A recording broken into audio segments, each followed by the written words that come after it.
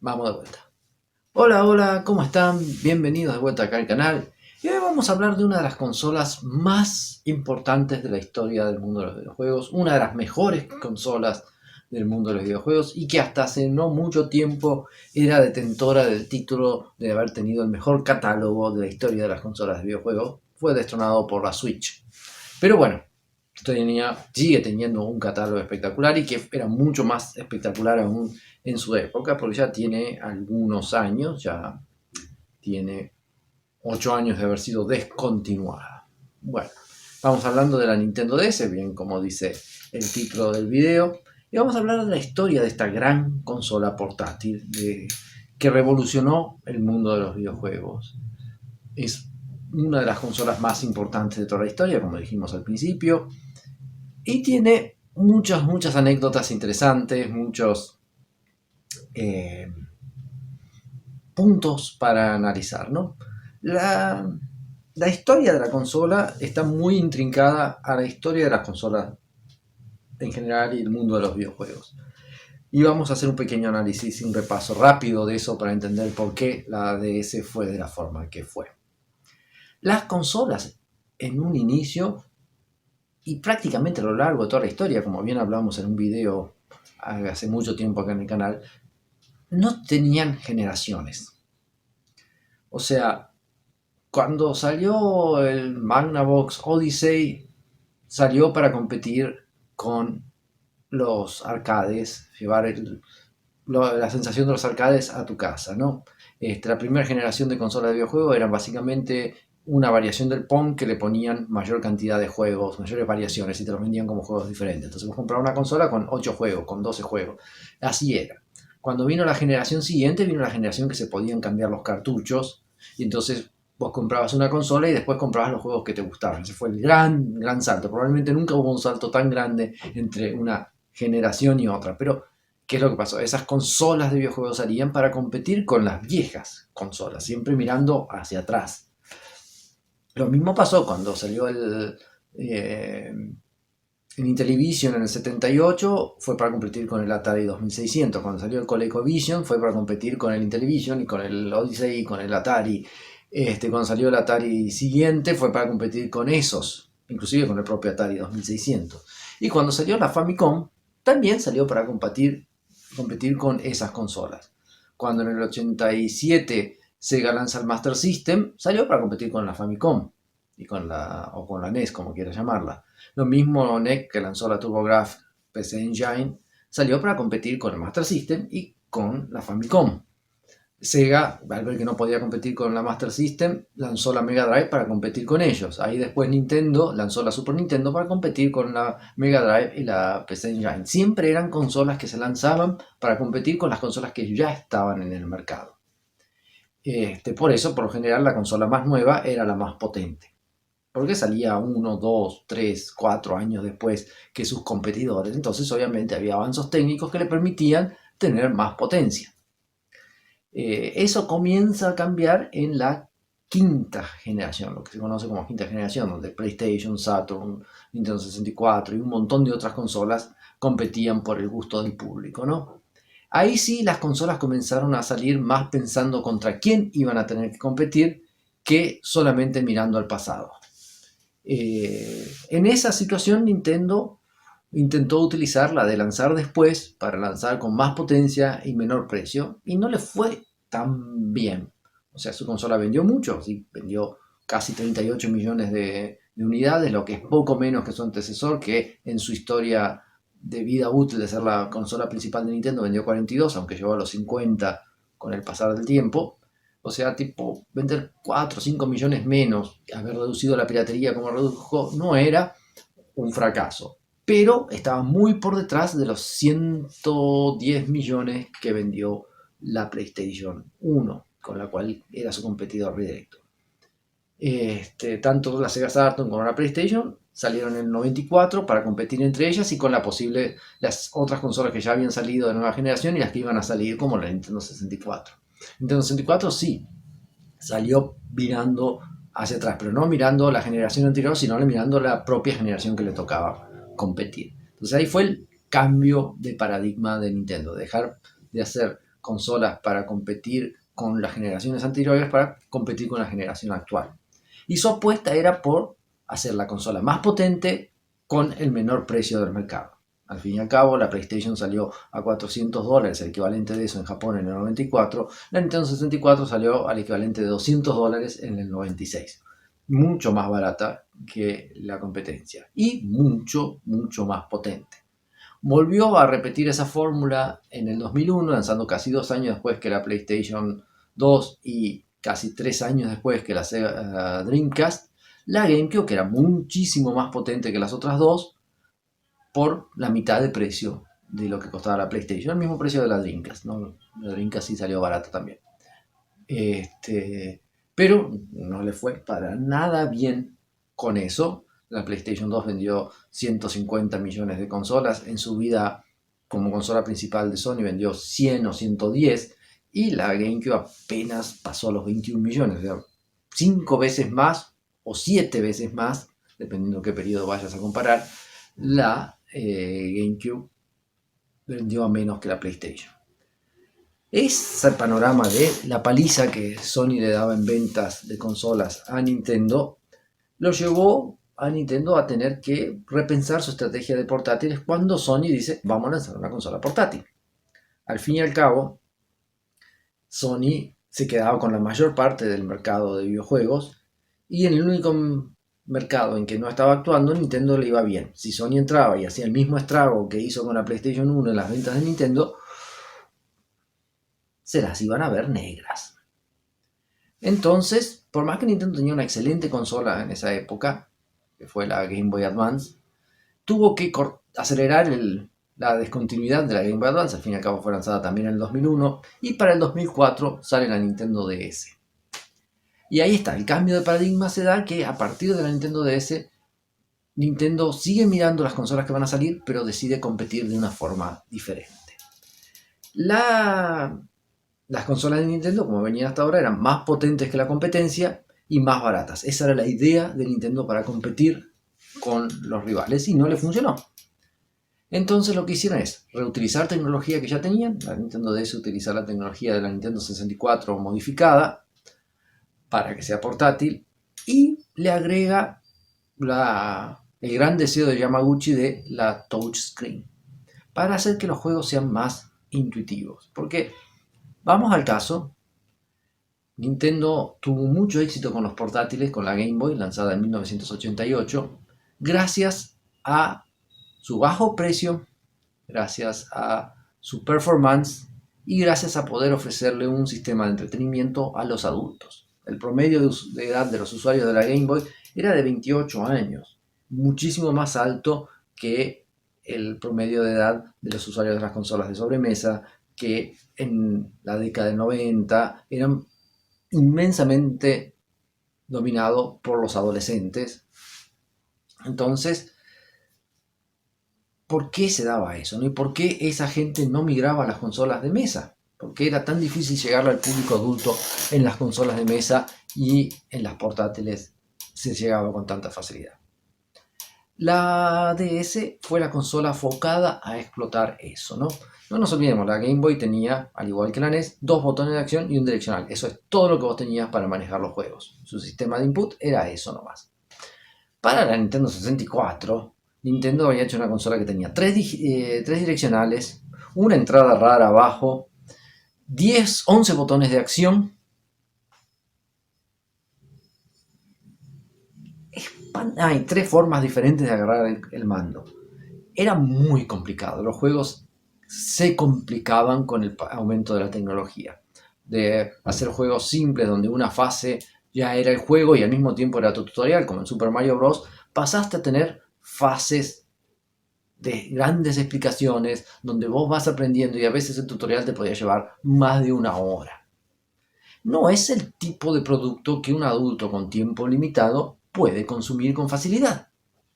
Entonces, el simplificar los juegos sería una forma de volver a llegar al público adulto al cual Nintendo no conseguía llegar con la Nintendo 64, no conseguía llegar con la GameCube y solo le quedaban las portátiles con los cuales había tenido altos y bajos en llegarle al público adulto debido a la larguísima vida que tuvo la Game Boy original, ¿no? La Game Boy original tuvo auge en su lanzamiento, un proceso de decadencia a mitad de su vida, una vuelta a subir a partir de Pokémon, y lo que hizo que durase 11 años en el mercado, ¿no? Todo un logro, pero no fue homogéneo.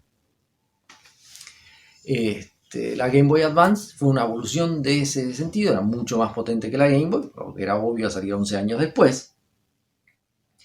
Y también iba por el camino de complicar los juegos. De 2 botones pasamos a 4 y el desarrollo de los juegos pasó a ser de historias más elaboradas, de opciones más elaboradas, aunque no llegaba a compararse a lo que eran todos los juegos de las consolas de sobremesa, ¿no? Entonces Nintendo, con la DS, decidió hacer algo para los dos mercados, ¿no? Aumentó la cantidad de inputs en la DS comparado a la Game Boy Advance, de 4 pasamos a 6, y le puso un touchscreen, con lo cual se inventaba una nueva forma de jugar. Su baja potencia, aunque fuese mucho más potente que una Game Boy Advance, era mucho menos potente que las consolas de sobremesa. Muy diferente de lo que era la Game Boy, por ejemplo. La Game Boy era mucho menos potente que sus competidores, pero estaba a la altura, sacando los colores, de lo que era una NES, por ejemplo. Aunque salió 5 años después, etcétera, etcétera, vos no te llevabas una diferencia de rendimiento tan grande de lo que estaba en el mercado. Las consolas que salieron después eran más potentes, pero no lo que estaba en el mercado. Ahora la DS ya, y la Game Boy Advance, ya fueron mucho menos potentes de lo que estaba en el mercado. Pero no había un rival de la competencia para sacarle los portátiles a Nintendo, ¿no? Entonces Nintendo hace una apuesta arriesgada con una salvaguarda, ¿no? La marca Game Boy era muy fuerte. Si nos fijamos, Nintendo llamó su primer consola Famicom, su versión americana Nintendo Entertainment System, su sucesora fue la Super Famicom, Super Nintendo Entertainment System. La Game Boy se llamó Game Boy, la supuesta sucesora se iba a llamar Virtual Boy, pero fue un fracaso y nadie se la quería acordar en Nintendo de eso. Después salió la Nintendo 64, que iba a llamarse primero Nintendo 64 en Japón y Ultra 64 en América, decidieron unificar el nombre. Y después vino la Game Boy Advance y la GameCube. ¿Cuál es el padrón? La Game Boy era el nombre de los portátiles y era automáticamente relacionada a eso. En las consolas de mesa Nintendo no tenía una marca homogénea. Y la DS rompe esa homogeneidad, esa misma marca de las portátiles. ¿Por qué? Porque 10 significa dos cosas. Dual screen, porque la consola tenía dos pantallas, o double screen en inglés. Y development system, porque era un sistema de prueba, donde Nintendo dice, bueno, esta es nuestra nueva consola, pero no es la sucesora de la Game Boy. Guiño, guiño. Porque si no le iba bien con la DS, iba a salir una nueva Game Boy, que sería la sucesora real, caso la DS fracasase, ¿no? Entonces apostaban a una nueva forma de hacer consolas portátiles que iba a ir en contramano de lo que Sony había anunciado para su PlayStation portátil. De esa forma sale la Nintendo DS al mercado el 21 de noviembre del 2004 en Estados Unidos, el 2 de diciembre del mismo año en Japón, 24 de febrero de 2005 y el 11 de marzo del 2005 en Europa. Primero en Inglaterra y después en Europa continental. Ve a la luz la vida de esta consola en esas fechas con esas características. No todo fue éxito inmediato en la DS. Por más que es una de las consolas más vendidas de la historia, rivalizando con la PlayStation 2, su inicio fue un poco más turbulento. Las consolas portátiles de Nintendo venían con un target price de $100 y la Nintendo DS venía por 170. Te traía un demo de regalo en físico, un cartucho que era un físico demo de Metroid Prime Hunters, que no era exactamente el mejor juego para incluir en el lanzamiento, pero su principal problema eran los $170 que costaba. Por más que fuese $80 más barato que la PSP, era $70 más caro que la Game Boy Advance. Obviamente, $100 en el 88 cuando salió la Game Boy era mucho más dinero que $100 cuando salió la Game Boy Advance y mucho más dinero que $100 cuando salió la DS. O sea, no es que estaba descabellado su precio, pero la percepción es que vos estabas pagando $70 realmente más que una Game Boy. Y eso no era tan interesante para quien quería comprar una portátil. Encima una portátil que salió con inferioridad técnica, teóricamente, ¿no? Entonces, no es que las ventas iniciales fueron magníficas, fueron buenas, pero la Game Boy Advance seguía vendiendo muchas veces más que la DS. Inclusive, durante el 2005, la Game Boy Advance llegó a vender más que la DS, más que la PSP y más que la PlayStation 2. O sea, la Game Boy Advance era un monstruo. Fue un monstruo realmente. La Game Boy Advance fue lanzada en 2001, su sucesora salió en 2004. Tuvo 3 años de vida siendo la principal portátil. Vendió 85 millones de consolas en 3 años. Una monstruosidad. O sea, en poco más de 3 años. En 2005 fue el 4.º año y vendió muy bien también. Pero aún así, 85 millones en 4 años, con la sucesora ya en el mercado, con la primera competencia real en portátiles para Nintendo, fue una monstruosidad. La Game Boy, la portátil más vendida hasta ese momento, tenía 110, 120 millones de consolas en 11 años. Es mucha la diferencia. O sea que la DS la tenía difícil. Tenía que competir contra Sony, tenía que competir contra la Game Boy Advance. Para eso Nintendo redujo el precio a $130 y ahí fue cuando comenzó a disparar. Además que fue cuando los juegos pensados para llegar al público adulto comenzaron a salir. Mientras que en el lanzamiento vos tenías unas versiones raras de juegos de Game Boy Advance donde le agregaban fases o cosas para hacer con el touch. A partir del 2005 comenzaron a aparecer juegos que extraían más el potencial de la DS, como Brian Age, Nintendogs, Super Mario Kart DS, que ya era más para el público hardcore, pero que era gran llamativo, y ahí fue cuando salió el Mario Kart, cuando las ventas comenzaron a disparar, baja de precio, un juego que llamó mucha atención, y principalmente Nintendogs. Cuando Nintendogs salió, ¡fua! Nintendogs, Mario Kart fueron los que dispararon la consola. Y después el segundo paso fue rediseñar la máquina. La DS era muy linda en su diseño, pero muy retro, muy poco atractivo para los nuevos jóvenes adultos que estaban ahí, que querían un diseño más elegante. Si comparás el diseño original de la DS, es medio torpe comparado a otros productos portátiles como la PSP, como los iPads. Era muy pinta de juguete y poco de electrónico de adulto, ¿no? Entonces Nintendo relanza la consola en un diseño mucho más elegante, mucho más lindo, y le arregla algunos pequeños errores, como siempre pasa cuando le hace una actualización de sus portátiles, ¿no? Su principal defecto, por así decir, de la DS original era la falta de iluminación de la pantalla, que la verdad que es un defecto criticable, ya que la Game Boy Advance SP tenía iluminación de pantalla, y para cuando salió la DS ya estaba saliendo el modelo de Game Boy Advance SP con iluminación trasera, o sea, tipo no había por qué la DS no tuviese iluminación en la pantalla. Que no era un defecto grave, se jugaba muy bien, yo tuve la consola, jugué súper bien en ese modelo, pero cuando tenías mucha luz era complicado jugar. Entonces, tipo, salir con ella para jugar y jugar en una plaza, cosas que puedes hacer en el primer mundo, o en el ómnibus, así, era medio complicado. Mismo problema que tenía la versión original de la Game Boy. ¿Por qué Nintendo no se dio cuenta de eso? Era lo que más se le destacaba de las críticas a la DS. Era muy cómoda, ese modelo era comodísimo de usar. Después otro, no tener una tapa para el cartucho, la entrada de cartuchos de Game Boy Advance. Ahí está el modelo porque la DS sí era una continuación de la Game Boy Advance, ya que todas las Game Boys eran retrocompatibles con la generación anterior y la DS era retrocompatible con la Game Boy Advance. La Game Boy Advance era con la Game Boy normal y su modelo upgradeado Color, y la DS con la Game Boy Advance era retrocompatible. Para el DS Lite, como era más chica la consola, el cartucho comenzaba, si vos le ponías un cartucho de Game Boy Advance, sobresalía de la máquina y era antiestético, pero venía con una tapita súper estética, súper cool, que se lo permitía tapar, ¿no? Y eso evitaba la entrada de polvo y que se estropease el lector de de cartuchos, ¿no? Si no lo usabas por mucho tiempo. En la original tenías que poner un cartucho de Game Boy Advance para que eso sucediese.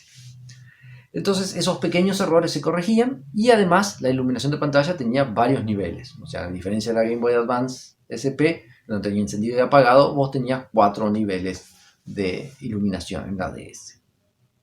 Ese cambio también hizo que las ventas explotasen. Se volvió un aparato mucho más amigable para los usuarios y que explotó en ventas. Ahí, además, justo para esa época salió el New Mario Bros., que era la vuelta de Mario, los Mario 2D, lo que también fue un exitazo, y ahí fue todo gloria, tornándose la consola de Nintendo más vendida de toda la historia. Sigue siendo hoy en día la consola más vendida, está 25 millones, 30 millones arriba de lo que ya lleva la Switch vendida.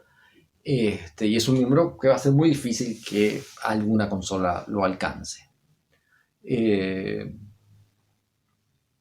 catálogo es el principal triunfo de esa consola, porque Nintendo desde la Nintendo 64 tuvo problemas con las third parties en las consolas de mesa. En las consolas portátiles siempre llevó una mejor relación. La Game Boy seguía recibiendo varios juegos de third party a pesar de las épocas de pocas ventas, a pesar de que era muy difícil competir con los first party de Nintendo. Aparecían juegos no tan buenos. Al principio de la vida de la consola sí, pero en el medio y en el final básicamente los juegos de Nintendo es lo que mantenían la consola en alza y pocos juegos third party se destacaban. Pero eso cambió en la Game Boy Advance SP, donde muchísimas third party lanzaban juegos y juegos muy buenos.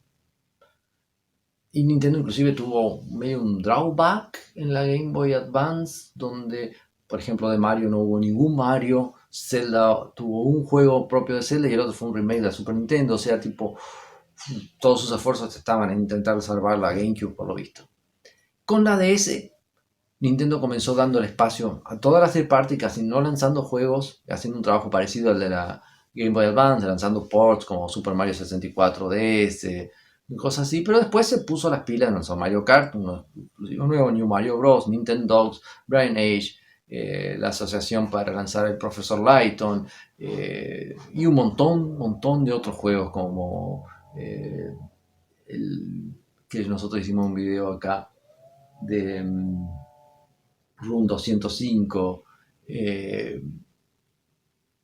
y muchos más. La DS, Nintendogs, como dijimos, Animal Crossing, que salió en la GameCube, pero el juego de DS fue el que lo lanzó al estrellato, se transformó en una forma de jugar en la DS. El hecho de poder ser portátil, un juego que tenía mucha pegada entre el público adulto, explotó en una consola enfocada en el público adulto. Entonces la Nintendo DS llamó de vuelta a un montón de gente que había dejado de jugar videojuegos por su complejidad. La DS le entregaba juegos simples. Su facilidad de programación, sus bajos costos, al fin y al cabo, un juego de DS salía más barato que hacer que un juego de Game Boy Advance, lo que lo dejaba en la mitad de precio para fabricar de lo que costaba hacer un juego de PlayStation 2. Entonces muchísimas empresas chicas lanzaron juegos para la DS. El kit de desarrollo era fácil y barato de adquirir, era fácil de entender, era fácil de programar. Entonces muchísimos indies lanzaron juegos para la DS. Muchísimos eran mierda, como cualquier consola que vende mucho, juegos de grande calibre, bajo calibre, de todas las calidades. Pero siempre se destacó eso. La DS nunca fue el fuerte del marketing, ni siquiera de la propia Nintendo. Nintendo hacía un marketing de la DS, de cómo era una consola linda, práctica y para todo público. La anunciaba específicamente algunos juegos importantes de ella, pero vos no veías esa campaña masiva de crear hype por los juegos de Nintendo DS de ninguna empresa.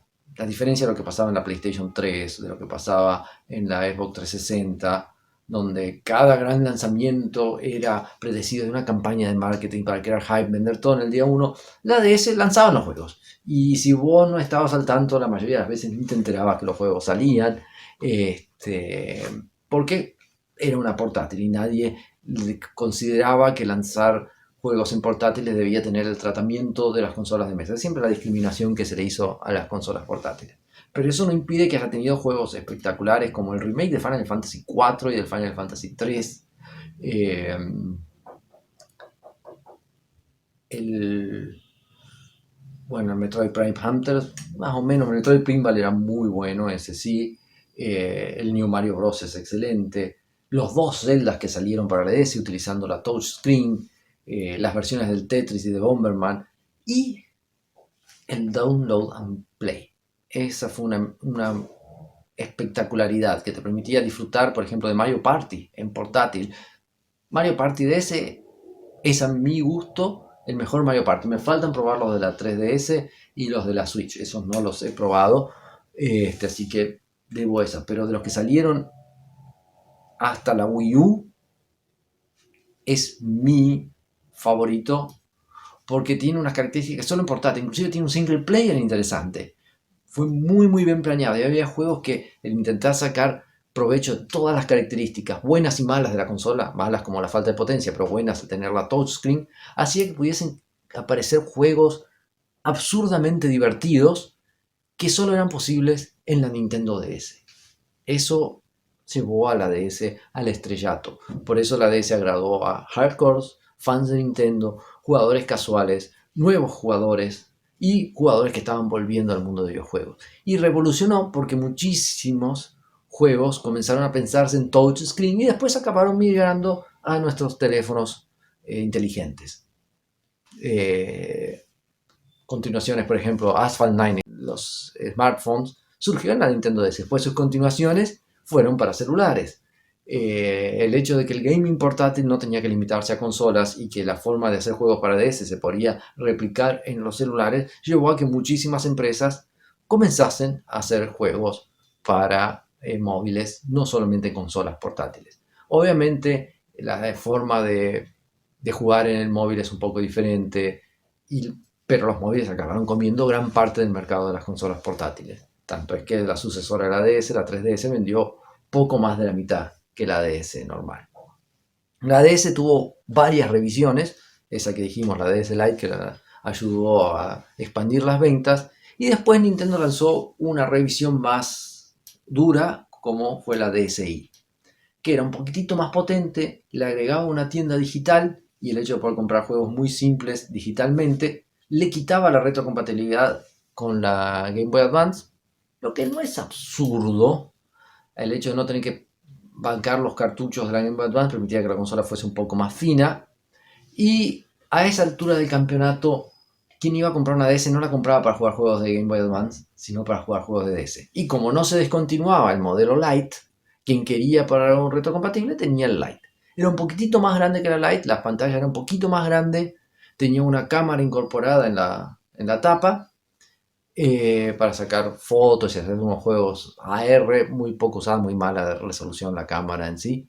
Y esa no fue un modelo tan exitoso, pero esa salió. Y después decidió lanzar una revisión pensando en expandir su público. Muchísima gente que juega videojuegos no son solo personas, como dijimos, adolescentes. Hay adultos y adultos de edad avanzada, donde pantallas chiquititas le era complicado leer y disfrutar. Entonces Nintendo lanza la Nintendo DSi XL, que es exactamente lo mismo que la DSi, pero con pantallas más grandes. Y se torna un exitazo. Esa sí rompe las ventas, supera la Game Boy, la DS Lite en la época que compitieron, y se torna el modelo más vendido de ese momento. Porque no solamente los adultos de edad mayor querían esa consola, sino mucha gente, puedo jugar mis juegos en una pantalla más grande, quiero. Mucha gente que tenía la Lite y ya la tenía medio baqueteada de tanto llevarla aquí para allá, y la DSi no le era un motivo para cambiarla, la XL, ¡epa! Entonces, la DSi XL fue un gran acierto y que ayudó a prolongar la vida útil de la consola, que salió en el 2004, fue descontinuada recién en el 2015, pero su sucesora salió en el 2011. Aún así, Nintendo bajó muchísimo la producción de DS cuando salió la 3DS, uno de los grandes motivos por los cuales la DS no superó a la PlayStation 2 en ventas, porque ya no era tan fácil de conseguirlo. Muchísimos lugares dejaron de recibir la consola porque Nintendo ya no se la distribuía más, para intentar levantar las ventas de la 3DS, ¿no?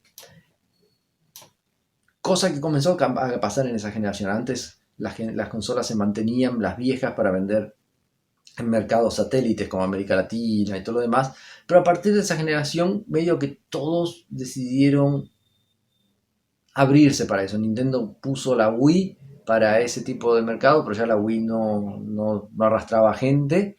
Sony y Microsoft decidieron no bajar los precios de sus consolas para no estropear las ventas de sus sucesoras. Entonces no quedó casi nada en esa generación más que las DS que pudiese conseguir y la Wii para quienes querían comprar consolas baratas en el cambio de generación, como fue con la PlayStation 1, la PlayStation 2, la Super Nintendo, la Mega Drive en sus épocas, ¿no? Nintendo aprendió un poco la lección cuando lanzó la Switch, hizo que la 3DS ocupase ese espacio y le fue muy bien con ese proyecto.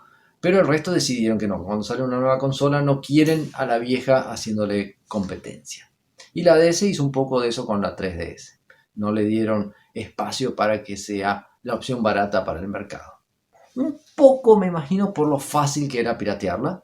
Fue la antepenúltima consola fácil de piratear.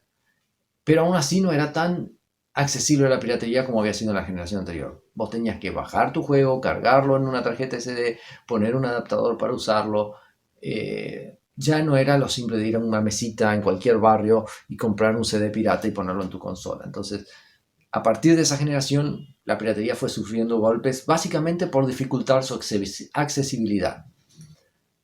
Pero la DS aún así fue muy pirateada y también ayudó un poco a la divulgación de la misma. Siempre, cuanto más barato es, ya sea legal o ilegalmente, un producto, aumenta su base de consumidores. O sea, no es nada nuevo lo que se está analizando acá. Pero la DS marcó un antes y un después, básicamente por cambiar esa filosofía de Nintendo hacia las consolas. Vamos a dejar de hacer las consolas más potentes y más baratas para hacer consolas eficientes que nos permitan hacer juegos diferentes. Y esa fue la filosofía que Nintendo comenzó a implantar desde la DS, extendió a la Wii, le fue muy bien. Después con la Wii U y la 3DS hizo una evolución de eso, pero medio que perdió el foco y lo volvió a reencontrar en la Switch. No porque Nintendo siempre usase tecnología de punta. La NES no era tecnología de punta, pero era más potente que lo que había en el mercado. La Super NES no era tecnología de punta, pero era más potente que lo que había en el mercado. Y la Nintendo 64 fue tecnología de punta. La Game Boy, la Virtual Boy también. La GameCube también. Y esa era la forma de competir, hacer un producto mejor que la competencia. Acá lo que hicieron fue hacer un producto diferente, donde en potencia era peor que la competencia, pero las posibilidades que te abría eran mejores que los de la competencia, a un precio mucho más accesible que el de la competencia. Y así fue que la Nintendo DS vendió el doble que la portátil no de Nintendo más vendida de la historia. Así que fue un exitazo que llevó a muchísima gente a volver al mundo del videojuego, alcanzó muchísima gente a entrar al mundo del videojuego, que después no se quedaron en el mundo de las consolas porque ni Nintendo, ni Sony, ni Microsoft supieron capitalizar esos nuevos usuarios que aparecieron con la DS, y sí la PC y los móviles. Porque la generación siguiente fue un gran retroceso en ventas para el mundo de las consolas de videojuegos, pero hubo una explosión de gasto en el mundo del videojuego exponencial, o sea que las consolas están quedando afuera del mundo de los videojuegos. Pero la DS fue la última gran consola a expandir el mercado. Junto con la Wii, pero principalmente la DS. La DS expandió muchísimo el mercado de videojuegos, atrajo muchísima gente y ese es su principal mérito. Ser una consola que tenía un catálogo espectacular porque todas las third parties estaban haciendo, le abrió espacio a nuevas third parties y tenían los catálogos de Nintendo. O sea, vos tenías Call of Duty, tenías Final Fantasy, tenías Super Mario, tenías Zelda, tenías Star Wars, tenías los juegos de Lego, tenías los juegos de Dragon Quest. El Dragon Quest principal dejó las consolas de sobremesa para salir en la Nintendo DS. Es todo un mérito, porque en Japón la gente migró, los jugadores de RPG migraron fuertísimo a la DS, estaba lleno de excelentes RPGs. Muchísimos inclusive exportados a Occidente, cosa que no sucedía en las generaciones anteriores. Y eso moldeó lo que iba a ser la 3DS. La 3DS también fue una consola llena de juegos de RPGs, muchísimos traducidos al occidente. Solo que no mantuvo la innovación que tuvo la DS. Por eso la DS tenía juegos como Elite Beat Agents, uno de Sega que tuvo dos, que fue de lanzamiento, de hacer cosas absurdas. Tenías que conquistar a tu chica y tenías que cumplir desafíos, como por ejemplo, había un bote y tenías que llegar a la isla donde estaba la chica, lo tenías que soplar en el micrófono. Absurdo pero divertidísimo. El Zelda Spirit Tracks y el otro, se me fue el nombre, de los barcos también, donde vos manejabas todos con el touch. El Dragon Ball Origins, que también es un juego muy al estilo Zelda, tipo RPG de acción, que manejabas todo con el touch y era excelente el juego. Y tuvo dos, Origins 1 y 2. Hotel Dusk Room 215, que mencionábamos recién, donde manejas como si fuese un libro la consola. Y ports como Mortal Kombat Ultimate, que era Ultimate Mortal Kombat 3, porteado directamente del arcade ahí, funcionando perfecto, con download and play para que las personas puedan jugar, o si tenían los dos cartuchos, con versus espectacular. El Mario Kart, donde le hacías download de todas las pistas y ya estaban jugando todos, aunque todos tuviesen que usar el mismo personaje, pero 8 consolas conectadas con un solo cartucho. Fueron tantas cosas buenas que trajo. Y una precaria, pero conexión a internet gratuita, donde podías jugar muchos juegos online. Yo jugué muchísimo Ultimate Mortal Kombat Online, Tetris Online, y me divertí muchísimo. No era la mejor conexión, no era la forma más amigable de jugar online, pero era muy, muy divertido. Mario Kart no era tan bueno, online te limitaba a 4 jugadores, no me gustaba tanto en el online, en el Mario Kart. Ese fue el Mario Kart que más disfruté en single player. Pero Mortal Kombat, Call of Duty el multiplayer local, los versus del Zelda, los dos Zeldas tenían un versus para jugar entre dos en el primero y hasta 4 personas en el segundo, que eran divertidísimos. Entonces mejoró muchísimas cosas que eran características de los portátiles, que ya estaba en la Game Boy Advance, en la Game Boy, donde Pokémon, por ejemplo, intercambiar los Pokémon, las batallas y todo eso, pero tenías que tener un cable y conectar, ya lo hacías por Bluetooth, y lo amplió a muchos otros juegos que antes no valía la pena porque alguien tenía que tener los dos juegos, tenían que tener el cable, tenían que encontrarse. Bueno, con la DS se comenzaron a implementar funciones online, como intercambiar Pokémones de forma online. Eran muy, muy, muy fachero las opciones para la época que te brindaba la consola, por un precio muy, muy accesible. Al fin y al cabo, $130, que fue el precio mayoritariamente de toda la vida de la consola, era mucho más barato que los $600 de una PlayStation 3 o los $400, $500 que te podía salir montar una PC, y la mitad de lo que te costaba una Wii en el momento. Entonces era muy, muy accesible, como para que, bueno, tengo 2 hijos, les voy a regalar una DS a cada uno, y no necesitan tener los dos el mismo juego. Quieren jugar Mario Kart, con un Mario Kart ya da.